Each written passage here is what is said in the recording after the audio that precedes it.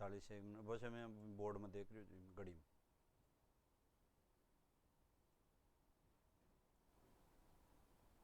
हाँ, राम राम जी, नमस्कार जी, सुप्रभातम। जगुगत जी के हब पर आपका हार्दिक स्वागत, अभिनंदन। साथियों, हमने संधि की चर्चा की और संधि को लेकर हम आगे बढ़ते हैं। चलो, तो सबके सब जुड़ जाओ भाई। हाँ, ध्यान दो। संधि के बारे में हमने चर्चा की थी कि संधि क्या है, क्या नहीं है। तो इस विषय में हमने चर्चा की थी कि दो या दो से अधिक वर्णों का मेल होता है, मेल होने से वर्ण में विकार उत्पन्न होता है, उसे संधि कहते हैं, और नए सार्थक शब्द की रचना हो जाती है, उसे संधि कहते हैं। ये हमने पीछे वाली क्लास में देखा। अब ध्यान देना है कि हमने ये भी देखा है कि संधि जो है उसको जो विच्छेदित पद है, कोई ना कोई सार्थक बचना चाहिए, या कोई संज्ञा बचना चाहिए, या कोई सर्वनाम, या कोई अव्यय, या फिर उपसर्ग या प्रत्यय, कोई ना कोई शेष बचना चाहिए। ये भी हमने देखा। और संधि पद और विच्छेदित पद जो हैं उनमें दोनों का सार्थक अर्थ निकलना चाहिए, और जो संधि है और संधि पद और विच्छेदित पद दोनों का अर्थ साम्य होना चाहिए, विरोधी अर्थ नहीं होना चाहिए। यह भी हमने देखा है। क्लियर। अब हम आगे चलते हैं। प्रधान संधि, गौण संधि, समझे बात। यह भी हमने मतलब सामान्य रूप में चर्चा की है। अब ध्यान दो आगे की बात। देखो साथियों, संधि है, संधि है, संधि के अंदर हमारे चार महत्वपूर्ण स्थान होते हैं। संधि के चार स्थान होते हैं। बोलो कितने स्थान होते हैं? चार स्थान होते हैं। बोलो कितने स्थान? चार। अब संधि के जो चार स्थान होते हैं, क्योंकि आजकल क्वेश्चन ऐसे ही पूछते हैं और मैं उसी के अनुसार चल रहा हूं कि संधि के जो चार स्थान है वो कौन कौन से हैं। आजकल ऐसे पूछ लेता है, ऐसा शब्द बताइए, ऐसा शब्द बताइए जिसमें संधि भी है, समास भी है, उपसर्ग भी है, प्रत्यय भी है। या फिर ऐसे क्वेश्चन पूछ लेता है, ऐसा शब्द बताइए जिसमें संधि भी है और उपसर्ग भी है। या फिर ऐसे पूछ लेता है, ऐसा शब्द बताइए जिसमें समास भी है और संधि भी है। तो मैं उसी के अनुसार लेके चल रहा हूं। तो अब आप लोग सब के सब ध्यान देंगे। क्लियर। चलो, तो देखो, संधि, संधि के चार स्थान, संधि के चार स्थान, संधि के चार स्थान, संधि के चार स्थान। ध्यान दो, संधि के चार स्थान। एक नंबर संधि, संधि।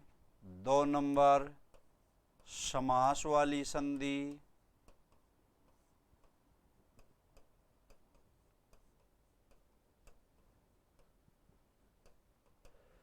तीन नंबर उपसर्ग वाली संधि।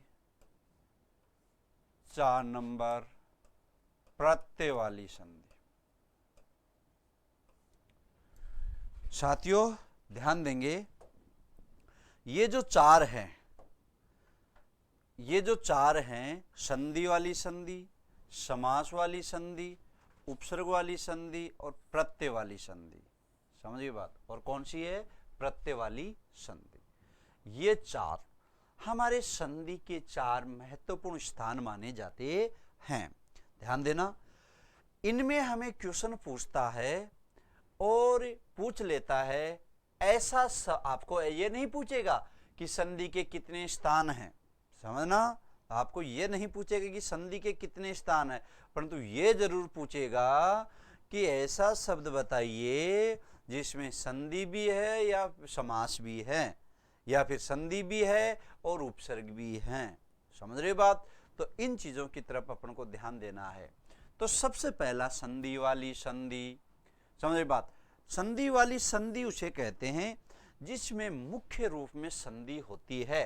कोई जरूरी नहीं है, उसमें समास भी हो सकता है, समझा, कोई उपसर्ग भी हो सकता है, प्रत्यय भी हो सकता है, परंतु मुख्य रूप में उसमें संधि होगी। समझिए बात, मुख्य रूप में संधि होगी, परंतु ऐसा भी कोई जरूरी नहीं है कि उसके अंदर कोई समास भी हो, कोई प्रत्यय भी हो, कोई उपसर्ग भी हो, ऐसा कोई जरूरी नहीं है। समझ गए बात। तो संधि, इसमें मुख्य रूप में हमारी संधि होनी चाहिए। जैसे हमने कह दिया संधि शब्द का संधि विच्छेद हमने कह दिया सम प्लस धी, सम प्लस धी हमारी व्यंजन संधि, और क्या शब्द बन गया, संधि। जैसे हमने कह दिया दिन प्लस ईस, दिन प्लस ईस, समझ गए बात। जैसे हमने कह दिया राका धन ईस, राका धन ईस। जैसे हमने कह दिया महा प्लस इंद्र, महा प्लस इंद्र, कोई भी ले लो, ऐसी कोई बात नहीं है। जैसे हमने कह दिया रामावतार, तो राम प्लस अवतार, राम प्लस अवतार। तो ध्यान दो, देखो हमने संधि अर्थात इनमें ऐसी कोई बात नहीं है, जैसे बहुब्रीहि समास हो जाता है, ऐसी कोई नहीं, परंतु मुख्य रूप में संधि होनी चाहिए। और संधि हमने पढ़ा है कि संधि किसको कहते हैं, जब तक वर्ण में विकार उत्पन्न नहीं होता है। और वर्ण में कौन सा संधि का नियम लगता है, प्रथम पद का अंतिम वर्ण और अंतिम पद के प्रथम वर्ण में संधि का नियम लगता है। और हमने सारी इनकी विशेषताएं बताई थी। जब विग्रह करते हैं तो इनका सार्थक अर्थ भी निकलना चाहिए, प्रथम पद का और अंतिम पद का दोनों का सार्थक अर्थ निकलना चाहिए, वर्ण में विकार उत्पन्न होना चाहिए। समझिए बात, ये सारी कंडीशन, ये सारी शर्त लगने के बाद में हमारी संधि होती है। ऐसे साथियों, दो अगर मान लीजिए वर्ण में विकार उत्पन्न नहीं हुआ तो उसको संधि नहीं संयोग कहते हैं। क्लियर, तो ध्यान देंगे। अब मानते हैं कि ये समास वाली वो उपसर्ग वाली संधि है, बिल्कुल मानते हैं, परंतु मुख्य रूप में हमारी वर्ण में विकार उत्पन्न हो रहा है, इसलिए हमने इनको संधि वाली संधि कह दी। क्लियर, तो संधि हमारा ये बन गया संधि शब्द, समझिए बात। दूसरा दिन प्लस ईस, दूसरा क्या बना बोलो, दिन प्लस ईस, बोलो क्या बनेगा इसका, फटाफट बताओ। हाँ जी, फटाफट बताइए, दिन प्लस ईस का क्या बनेगा। हाँ जी, हाँ जी, वेरी गुड वेरी गुड, बताइए बताइए, फटाफट बताइए जी, वेरी गुड। दिन प्लस ईस, बोलो क्या बनेगा, वेरी गुड, अरे वाह क्या लाजवाब दे रहे हो जवाब। चलो, दिन प्लस ईस, बोलो क्या बना जी, दिनेश, क्या बना, दिनेश, क्या बना जी, दिनेश। अब बताइए दिनेश शब्द का पर्यायवाची क्या होगा, बताइए, दिनेश शब्द का पर्यायवाची क्या होगा, दिनेश शब्द का पर्यायवाची क्या होगा, बताइए जी। दिनेश शब्द का पर्यायवाची अर्थात किसको कहा जाता है, दिनेश, दिन, दिन आप सब जानते हो, दिन, ईश यानी स्वामी, अर्थात जो दिन का जो स्वामी होता है उसको दिनेश कहते हैं। कौन है बोलो, फटाफट बताओ, वेरी गुड वेरी गुड, हाँ फटाफट बताइए। दिन प्लस ईश, दिनेश, सूर्य को कहते हैं, वेरी गुड, सूर्य को कहते हैं। बोलो किसको कहते हैं, सूर्य को। क्लियर। अगला राका प्लस ईश, राका प्लस ईश, बोलो जी क्या शब्द बनेगा। वैसे मैंने आपको संधि अभी पढ़ाई नहीं है, अब अपना इनके बाद में संधियों के नियम चलेंगे। अभी तक संधियों की विशेषताएं वो चल रही है, समझ रहे बात। इनके बाद में हमारी जो संधि है वो चलेगी। तो राका प्लस ईश, देखो यहां पर ए था ई था, यहां पर आ और ई मिलकर ए, ऐसे ही यहां पर क्या है बोलो, आ, आगे क्या है ई, आ और ई मिलकर क्या बन जाता है, ए। बोलो जी क्या बना, फटाफट बताइए जी, फटाफट। राकेश, बोलो जी क्या बना, राकेश, बोलो जी क्या बना जी, राकेश, वेरी गुड, राकेश। क्या बन गया? राकेश। अब कौन बताएगा राकेश किसको कहते हैं? हाँ जी, राकेश किसको कहते हैं? फटाफट बताइए, राकेश किसको कहते हैं? Rakesh, very good very good. हाँ, चलो सबसे पहले हमें ध्यान देंगे कि राकेश, हमने आपको यही बता रहा हूं कि संधि में विग्रह करने के बाद में दोनों का सार्थक अर्थ निकलना चाहिए। समझ गए बात? अब राकेश किसको कहते हैं? और संधि इसीलिए पढ़ी जाती है, व्याकरण की माँ, विद्वानों ने संधि को व्याकरण की माँ कहा है। समझ गए बात? इसीलिए संधि को अगर हमने अच्छी तरह देख लेंगे, क्योंकि शब्दों को, वर्णों को जोड़ना तोड़ना, ये सब के सब हम संधियों में सीखते हैं। शब्दों को नहीं जोड़ा जाता है संधि में। बोलो, संधि में किनको जोड़ा जाता है? वर्णों को। और शब्दों को या पदों को किस में जोड़ा जाता है? समास में। क्लियर है? तो आ और ई बराबर ए और राकेश। अब सबसे पहले ध्यान देना है कि राका किसको कहते हैं? बोलो, किसको कहते हैं? राका। बोलो, राका किसको कहते हैं? बोलो जी, किसको कहते हैं राका? फटाफट बताओ, राका किसको कहते हैं? फटाफट बताइए, बोलो, राका किसको कहते हैं? हाँ, मैं देख रहा हूं भाई, फटाफट बताइए। हाँ, सटीक आंसर दो, जवाब तुरंत। राका, राका चांदनी रात को कहते हैं। वेरी गुड, बहुत अच्छा। राका चांदनी रात को कहते हैं। बोलो, किसको कहते हैं? चांदनी रात को। अब चांदनी जो रात है, ईश यानी स्वामी। बोलो, ईश यानी स्वामी। बोलो, ईश यानी स्वामी, अर्थात चांदनी रात का स्वामी। चांदनी रात का स्वामी राकेश, तो कौन हुआ? बोलो, चंद्रमा। वेरी गुड, बोलो, कौन हुआ? चंद्रमा। क्लियर? तो बिल्कुल वर्णों में विकार उत्पन्न हो रहा है और इनका सार्थक अर्थ निकल रहा है। सबको पता है सार्थक अर्थ निकल रहा है, बस यही संधि होती है। ऐसे नहीं होती है कि बस हमने वर्णों को तोड़ दिया, उसका चाहे कुछ भी हो। समझ रही बात? ऐसे नहीं। चलो आगे हो गया महाधन इंद्र। महाधन इंद्र, हाँ, मेरा नाम का संधि विच्छेद मैंने रख दिया। फटाफट बताइए, महाधन इंद्र। बोलो, क्या बनेगा? बोलो, क्या बनेगा? महेंद्र। समझे बात? क्या बनेगा? महेंद्र। जो इंद्र के समान जो महान है वही क्या बना? महेंद्र। बोलो जी, क्या बना जी? महेंद्र। इंद्र के समान जो महान है वही क्या बना? महेंद्र। क्लियर? तो देखो, आ आ है, आगे क्या है? ई। आ और ई मिलकर क्या बना? ए। और क्या शब्द बना? बोलो, महेंद्र। बोलो, क्लियर? आगे है अगला, अ और अ। बोलो, अ और ए मिलकर क्या बना? आ। ए और ए मिलकर क्या बना? बोलो, आ। तो बोलो, क्या बना जी? अ और ए मिलकर आ, तो रामधन अवतार। तो शब्द क्या बनेगा इसका? रामावतार। रामावतार। रामावतार, अर्थात राम का जो अवतार उसे क्या कहते हैं? रामावतार। बोलो, क्लियर? तो ये तो हमारी कौन सी हुई जी? ये तो हमारी कौन सी हुई? संधि वाली संधि। इसमें ऐसी कोई बात नहीं है, उपसर्ग भी है, समास भी, मतलब बहुब्रीहि मान लेते हैं, होता भी है, ऐसी कोई बात नहीं है।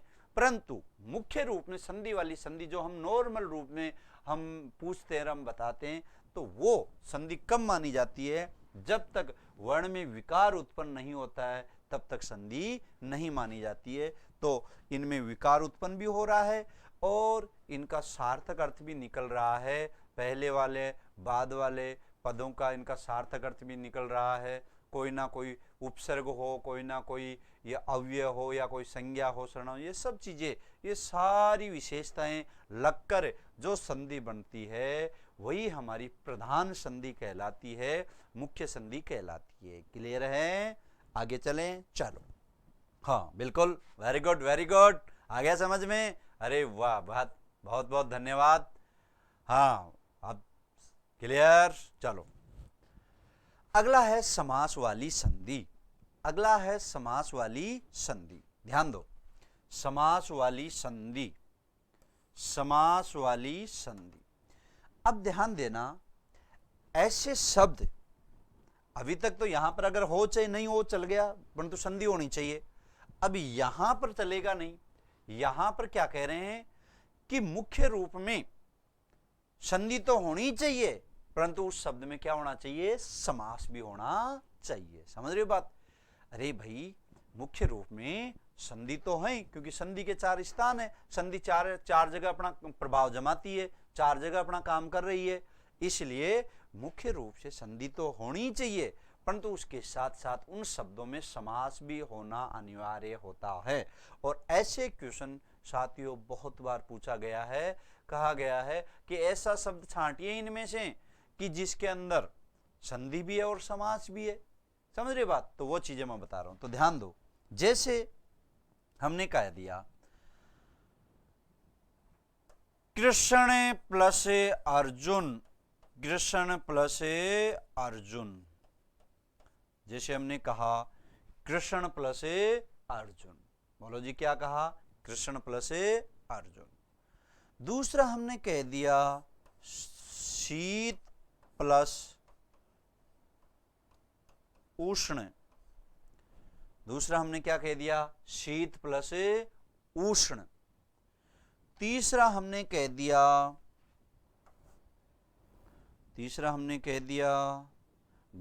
गज प्लस आनन। और ले लो, चौथा हमने कह दिया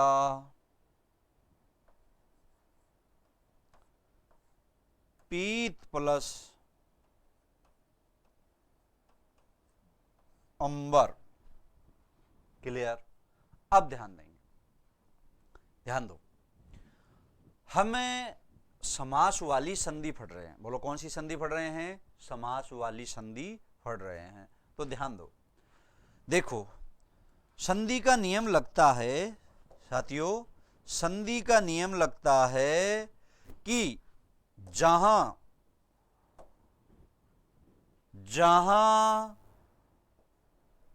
वर्ण में विकार उत्पन्न, तो नियम लगता है हमारा जो धन है उससे पहले और बाद में, मतलब प्लस से पहले और प्लस के बाद में, ऐसे समझो। तो इसमें कौन सा स्वर है, बोलो ए। बोलो जी साथियों, कौन सा स्वर है, अ। कौन सा स्वर है, बोलो ए। आगे कौन सा स्वर है, ए। क्लियर? और हमें पता है, नहीं भी किसी को पता तो कोई बात नहीं, हम आपको सिखाएंगे।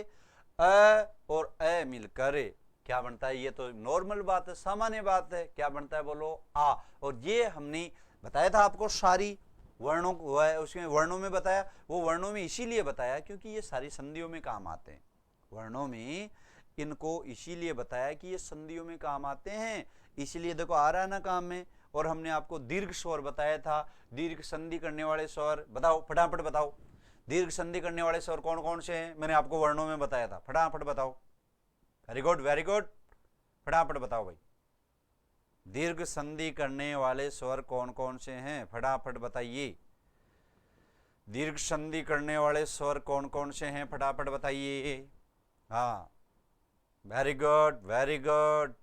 दीर्घ संधि करने वाले स्वर, दीर्घ स्वर नहीं, दीर्घ संधि करने वाले स्वर मैंने आपको बताया था।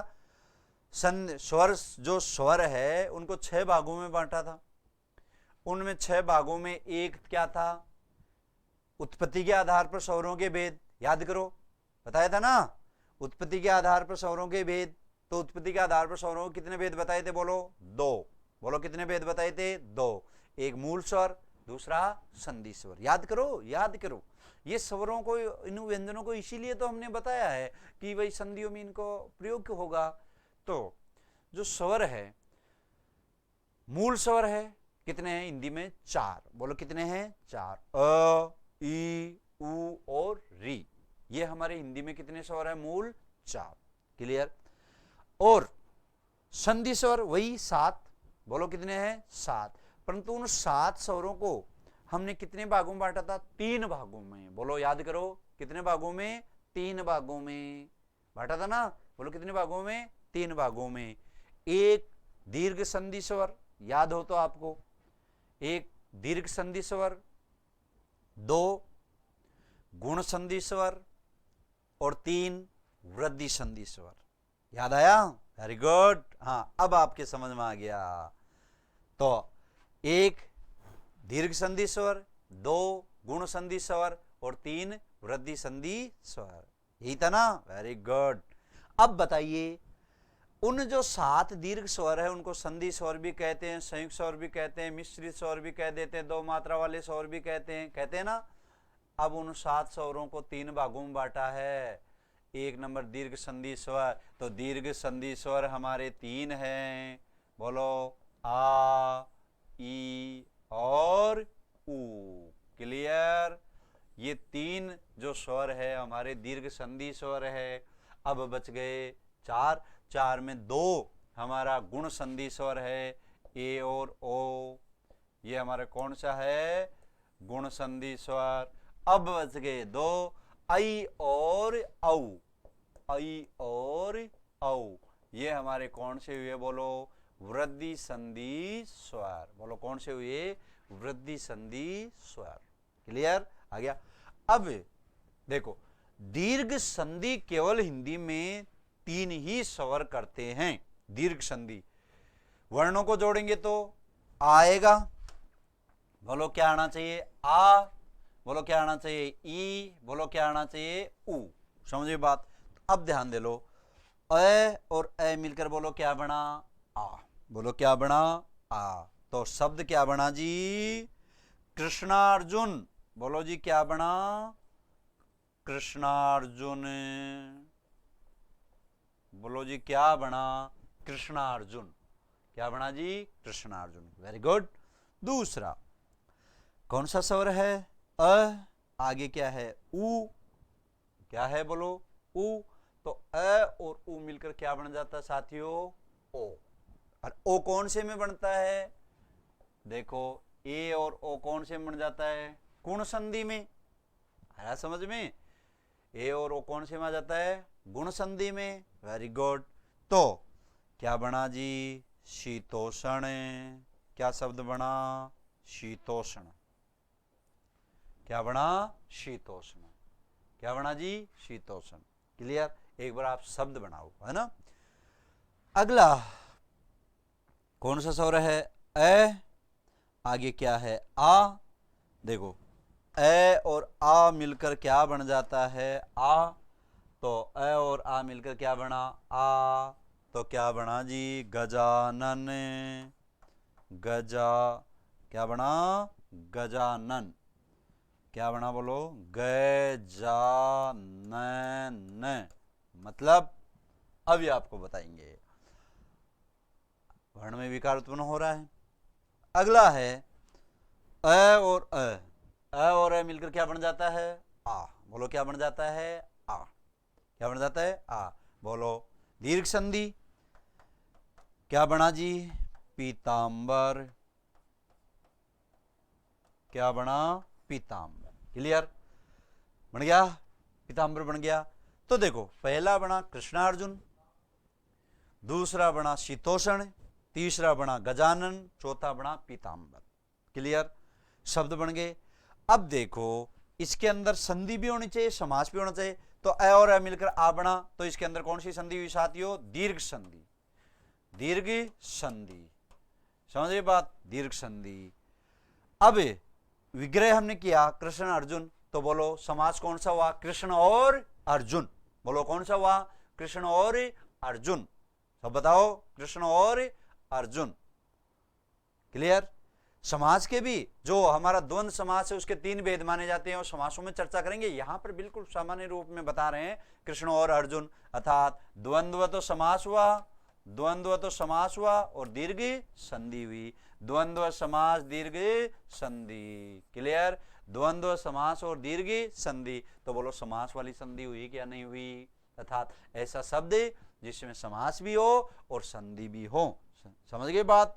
तो दीर्घ तो संधि हो गई और द्वंद्व समास होगा। कई बार पूछ चुके हैं साथियों, बहुत बार पूछ चुका है इसको, इसलिए द्वंद्व समास और दीर्घ संधि। बोलो क्लियर?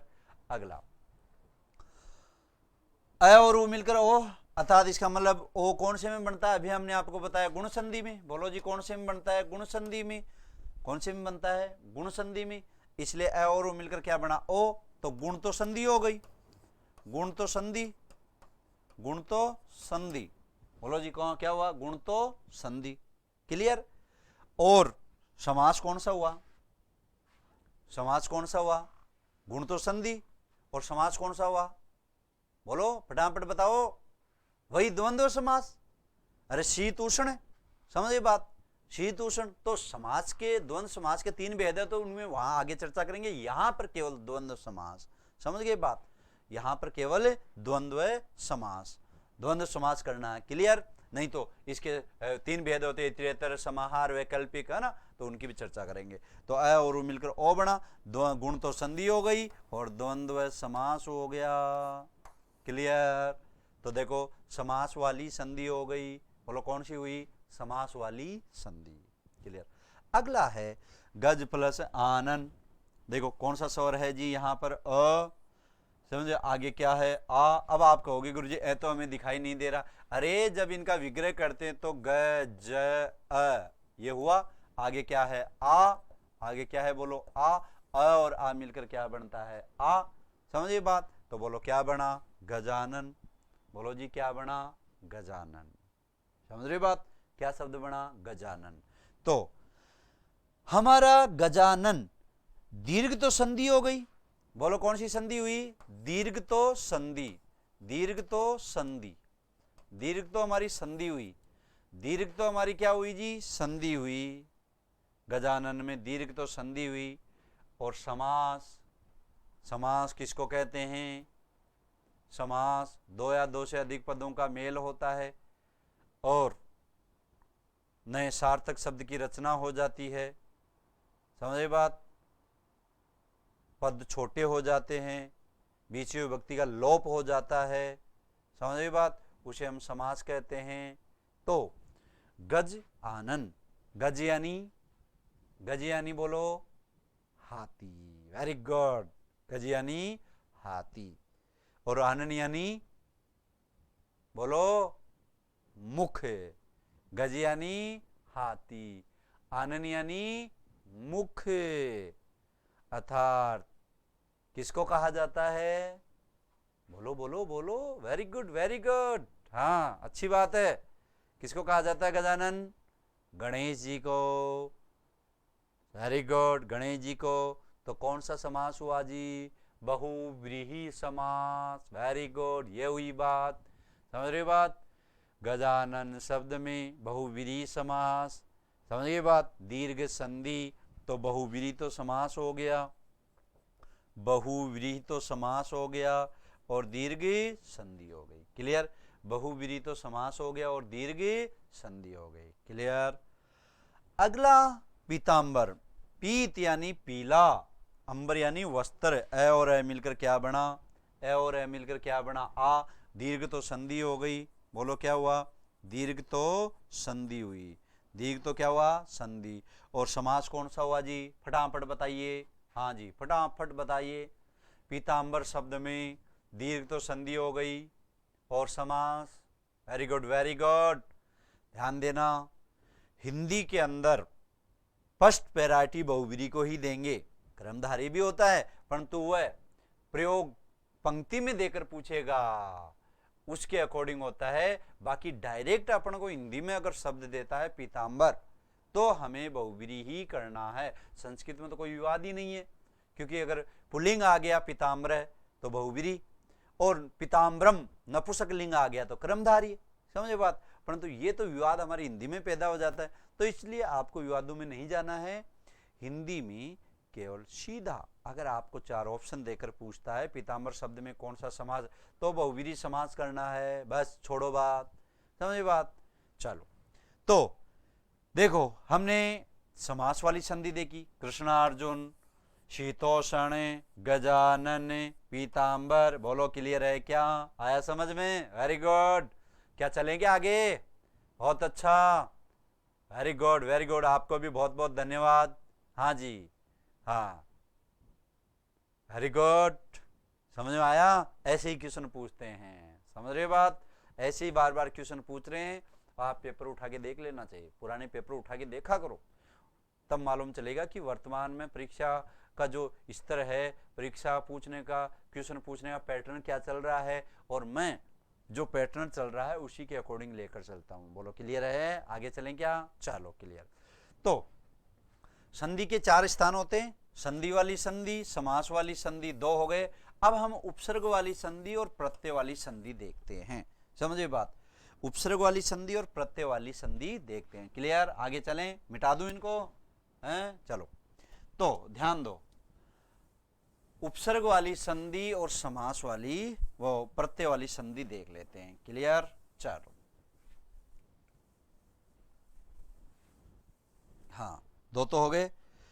अब हमें उपसर्ग वाली संधि, उपसर्ग वाली संधि,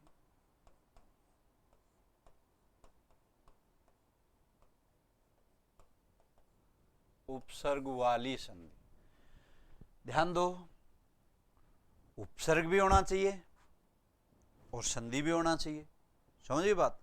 उपसर्ग भी होना चाहिए और संधि भी होना चाहिए। प्रत्यय हो कोई बात नहीं, परंतु हम उपसर्ग वाली संधि देख रहे हैं। जैसे हमने कह दिया सज्जन, वो कोई बात नहीं, मूल उपसर्ग ही ले लेते हैं। जैसे हमने कह दिया उत प्लस ज्वल,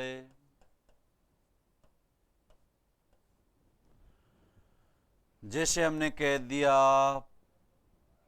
प्र प्लस उत प्लस ज्वल, जैसे हमने कह दिया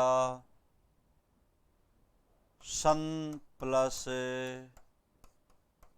तोस। समझ गए बात? और ले लो,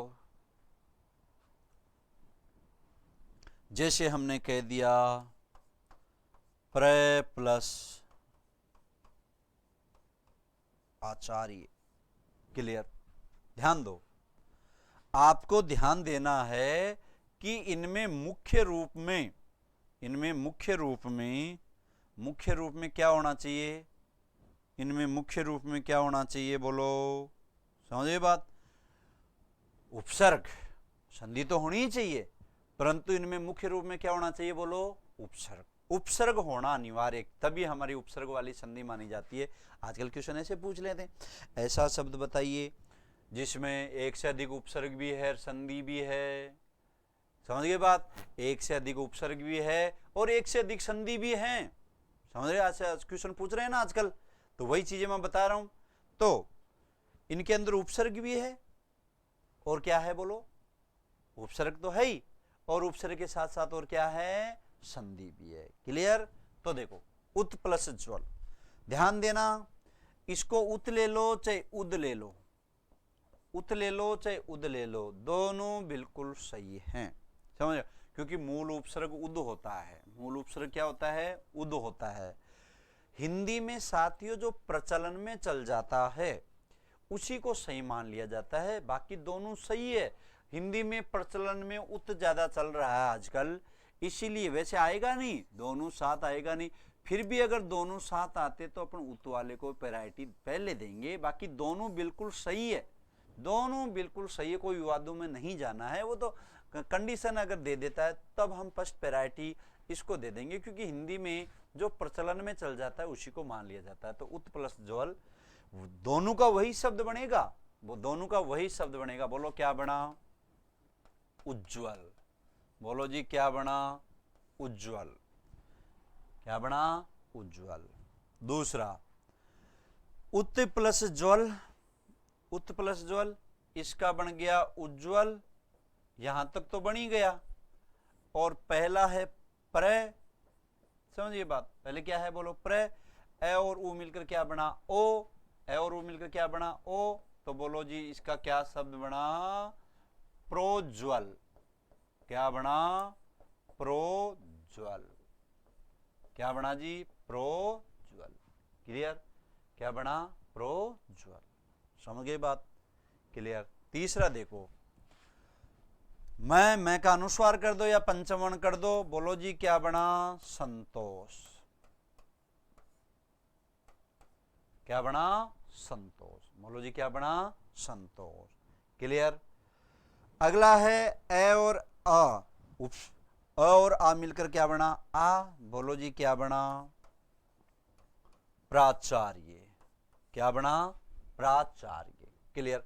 अब अपन को ध्यान देना है कि उपसर्ग वाली संधि हुई या नहीं। समझना बात। मतलब ऐसा शब्द जिसमें उपसर्ग तो है ही और उपसर्ग के साथ साथ संधि भी है। समझ गए बात। तो देखो यहां पर हमारा उत उपसर्ग हुआ या उद उपसर्ग हुआ, उपसर्ग वाली संधि। समझिए बात। तो उद तो उपसर्ग हो गया और संधि कौन सी हुई, बोलो। उत तो उपसर्ग हो गया, ये उद हो गया, और संधि कौन सी हुई, बोलो सबके सब बताइए, व्यंजन संधि। बोलो जी कौन सी संधि, व्यंजन संधि। कौन सी संधि, बोलो, व्यंजन संधि। क्लियर। अगला है, आपसे पूछ लेगा कि ऐसा शब्द बताइए जिसके अंदर दो, एक से अधिक उपसर्ग और एक से अधिक संधि हैं। समझ गए बात। तो देखो यहां पर हमारी व्यंजन संधि हो गई, यहां पर हमारी क्या क्या संधि हुई, बोलो, व्यंजन संधि हो गई। यहां पर हमारी व्यंजन संधि हो गई। क्लियर। और यहां पर व्यंजन संधि होगी, कौन सा उपसर्ग था, उद। अब यहां पर एक उपसर्ग और आ गया, प्र, और उज्ज्वल बन गया, तो अ और उ मिलकर क्या बना, ओ। तो ध्यान दो यहां पर हमारी कौन सी संधि हो गई, गुण संधि, और यहां पर हमारी कौन सी संधि हो गई, व्यंजन संधि। समझ रही बात। कौन सी संधि हुई, व्यंजन संधि। मतलब प्रोज्वल में दो तो संधि है और दो ही उपसर्ग हैं। समझ गए बात। प्रोज्वल शब्द में दो तो उपसर्ग हैं और दो ही संधि है। आ गया। तो देखो संधि, उपसर्ग वाली संधि। क्लियर। अगला सम प्लस तोष। बोलो जी क्या बना, संतोष। समझिए बात। संतोष अर्थात सम तो उपसर्ग हो गया, सम तो उपसर्ग हो गया। समझिए बात। और व्यंजन संधि हो गई, सम तो उपसर्ग हो गया और संधि कौन सी हुई, बोलो, व्यंजन संधि। सम तो उपसर्ग हो गया और संधि कौन सी हुई, व्यंजन संधि। क्लियर। सम तो उपसर्ग हो गया और संधि कौन सी हुई, बोलो, व्यंजन संधि। अगला अ और आ मिलकर क्या बना, आ। तो प्र तो उपसर्ग हो गया, प्र तो उपसर्ग हो गया। अगर इसके अंदर और अगर गहराई में जाना चाहो तो आ उपसर्ग और आ जाएगा, चर धातु आ जाएगी। समझ गए बात। आ उपसर्ग चर धातु ये प्रत्यय आ जाएगा। समझे बात। परंतु अपने तो प्र उपसर्ग हो गया, आचार्य, और हमारा क्या बना, प्राचार्य। बोलो जी क्या बना, प्राचार्य। तो प्र तो उपसर्ग हो गया और बोलो संधि कौन सी हुई, दीर्घ संधि। क्लियर। तो कौन सी हुई, उपसर्ग वाली संधि। बोलो जी कौन सी हुई, उपसर्ग वाली संधि। बोलो क्लियर। आया समझ में। ऐसे ही आपको क्वेश्चन बार बार पूछ रहे हैं और मैं उसी के आधार पर आपको लेके चल रहा हूं। क्लियर। अब हमारी लास्ट में बची है प्रत्यय वाली संधि। बोलो जी कौन सी संधि बची है, प्रत्यय वाली संधि। तो ध्यान दो, प्रत्यय वाली संधि, प्रत्यय वाली संधि, प्रत्यय वाली संधि।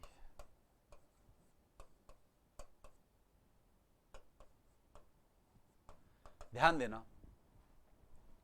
प्रत्यय वाली संधि। प्रत्यय बाद में लगता है, उपसर्ग पहले लगता है। समझिए बात। प्रत्यय बाद में लगता है। अब ध्यान देना, हमें मुख्य रूप में प्रत्यय देखना है। भाई पहले उपसर्ग आ रहा है, कोई दिक्कत नहीं। समझिए बात। संधि हो रही है, संधि भी होना जरूरी है। समझिए बात। परंतु प्रत्यय वाली संधि के अंदर प्रत्यय आना जरूरी होता है। समझ गए बात। प्रत्यय आना जरूरी होता है। और उससे अगर मान लीजिए कोई शब्द बन रहा है तो वह हमारी प्रत्यय वाली संधि कहलाती है। क्लियर। तो आपको ये प्रत्यय वाली संधि बहुत कम पूछता है, बाकी ऐसे पूछ लेता है कि ऐसा शब्द बताइए जिसमें उपसर्ग भी है, संधि भी है, प्रत्यय भी है, समझ आते, पूछ लेता है, तब मैं आपको ये बता रहा हूं। तो प्रत्यय वाली संधि, जैसे हमने कहा व्यावहारिक, व्यावहारिक, ये शब्द साथियों बहुत बार पूछ चुके हैं, इस शब्द को बहुत बार पूछ चुके हैं, व्यावहारिक, समझिए बात, इस शब्द को बहुत बार पूछ चुके हैं, व्यावहारिक। तो विग्रह करते हैं, वी प्लस अव्यय प्लस हार प्लस इक, समझिए बात, वी प्लस अव प्लस हार प्लस इक, ये हमारा इसका विग्रह हुआ, समझ। और भी अगर ज्यादा करना चाहो तो ह्री धातु में प्रत्यय लगकर हार बनता है, संस्कृत में घै प्रत्यय होता है, तो अपना इतना गहराई में नहीं जाना है।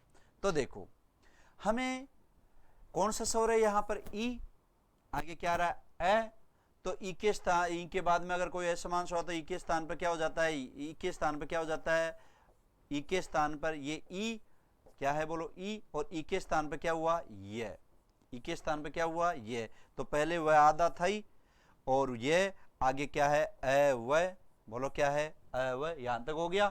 तो वह ये में मिला, तो वह ये में क्या मिला अ, ये पूरा हो गया, और आगे क्या है वह, व्यव हो गया, आगे क्या था हार, बोलो क्या बना, व्यवहार।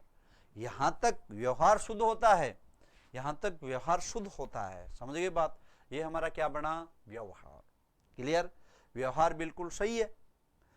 अब देखो मैं आपको प्रत्यय में बताऊंगा, इक, ये, समझिए बात, ये हमारी जो है ना ई, बड़ा ई वाला, ये है ना, ये ए, ये प्रत्यय हैं, वो हमारे प्रथम स्वर में क्या कर देते हैं, वृद्धि कर देते हैं। अब हमें एक प्रत्यय जोड़ेंगे इसके अंदर, एक प्रत्यय जोड़ा, प्रत्ययों का नियम होता है कि अंतिम स्वर का क्या हो जाता है, लोप, अंतिम शब्द का अंतिम स्वर का क्या हो जाता है, लोप। तो देखो यहां पर कौन सा स्वर आया, अ, अंतिम स्वर का लोप, नहीं तो अ और ई बराबर क्या हो जाएगा, ए, इसलिए हमारा अंतिम स्वर का लोप, तो ये हमारा बना व्यवहारिक, यहां पर हो गया। अब देखो कौन सा प्रत्यय लगाया, इक प्रत्यय लगाते प्रथम स्वर में क्या हो जाती है, वृद्धि, तो प्रथम स्वर व में तो है नहीं, और कौन से में है, ये में कौन सा स्वर है, अ, तो अ का वृद्धि क्या होगी, बोलो आ, तो बोलो जी क्या बना, व्यावहारिक, बोलो जी क्या शब्द बना, व्यावहारिक, बोलो क्या शब्द बना, व्यावहारिक, क्लियर। अब आपको व्यावहारिक शब्द देकर पूछ लेगा कि ऐसा शब्द बताइए जिसमें संधि भी है और उपसर्ग भी है और प्रत्यय भी हैं। तो देखो दो तो उपसर्ग हो गए इस शब्द के अंदर, बोलो कितने उपसर्ग हो गए, दो तो उपसर्ग हो गए, समझ गए बात, कितने उपसर्ग हो गए, दो तो उपसर्ग हो गए, और ई के बाद में समान स्वर आ रहा, कौन सी संधि हुई, यण संधि हो गई, दो तो उपसर्ग हो गया, यण संधि हो गई, प्रत्यय कौन सा हुआ, इक, बोलो प्रत्यय कौन सा हुआ, इक, क्लियर, बोलो प्रत्यय कौन सा हुआ, इक, आए समझ में। तो ये हमारी कौन सी संधि हुई, बोलो प्रत्यय वाली संधि, क्लियर आ रहा है। तो ऐसे क्वेश्चन हमें बार बार पूछा जा रहा है कि समास वाली संधि, प्रत्यय वाली संधि, उपसर्ग वाली संधि, तो व्यावहारिक शब्द है, ये मैंने इसलिए उठाया है कि इसको बहुत बार पूछते हैं, समझ गए बात। और जैसे हमने एक शब्द और देख लेते हैं, देखो इस प्रत्यय वाले के अंदर, जैसे वैसे आपको अगर पूछेगा ना तो ऐसे हम बता नहीं सकते इसके अंदर कौन सी, परंतु जैसे मनु है, दनु है, आप हिंदी की किताबों में देखना, ये उपसर्ग लग गया, प्रत्यय लग गया, मनु शब्द में प्रत्यय लग गया, तो क्या बना जी, मानव, क्या बना, मानव, बोलो जी क्या बना, मानव। अब देखो, अब आप कहोगे गुरुजी इसमें संधि कौन सी करें। ध्यान दो, संधि वैसे अपने मुख्य रूप में जो हमारी जो प्रधान संधि है वो तो कोई संधि है नहीं इसमें, समझ गए बात। परंतु प्रत्यय वाली संधि कह सकते हैं हम इसको, क्योंकि प्रत्यय लगकर ये हमारा मानव शब्द बना है। ये कैसे बना वो मैं आपको बताऊंगा। यहां पर मनु है, मनु, मनु ऊ का क्या बन जाता है ओ, तो देखो गुण हो गया यहां पर। आगे क्या है ए, ओ का क्या बना अव, तो ये क्या बना मैं न व। आगे क्या है ए, समझ गए बात, क्लियर। व में ए मिला, ये क्या बना बोलो मैं न व, समझ गए बात। और ए प्रत्यय जहां लगता है प्रथम स्वर में क्या हो जाता है वृद्धि, तो बोलो क्या बना मानव। तो हिंदी के अंदर हमारी रूप सिद्धियां नहीं चलती है, संस्कृत में रूप सिद्धियां चलती है, उनमें सूत्र लगता है। पहले ये बना गुण सार्वधातुकार को है ना, तो गुण बन दिया, फिर मतलब अयादि बनता है एच आया सूत्र लगकर, तो ऐसे हमारी ये हमारा शब्द बन जाता है। तो हम इनको प्रत्यय वाली संधि कह देते हैं। बोलो क्लियर है, आए समझ में। वेरी गुड वेरी गुड, बहुत बहुत धन्यवाद। चलो तो ध्यान दो, संधि के हमारे 4 स्थान थे। बोलो कितने स्थान थे, 4 स्थान। सबसे पहले संधि, फिर समास, फिर प्रत्यय, फिर उपसर्ग। तो क्लियर है, आ गया समझ में। साथियों ऐसे क्वेश्चन पूछते हैं। बहुत बहुत धन्यवाद, वेरी गुड वेरी गुड, क्या बात है। हाँ सभी का जवाब आ रहा है, वेरी गुड धन्यवाद। तो हमारी संधि के 4 महत्वपूर्ण स्थान हो गए।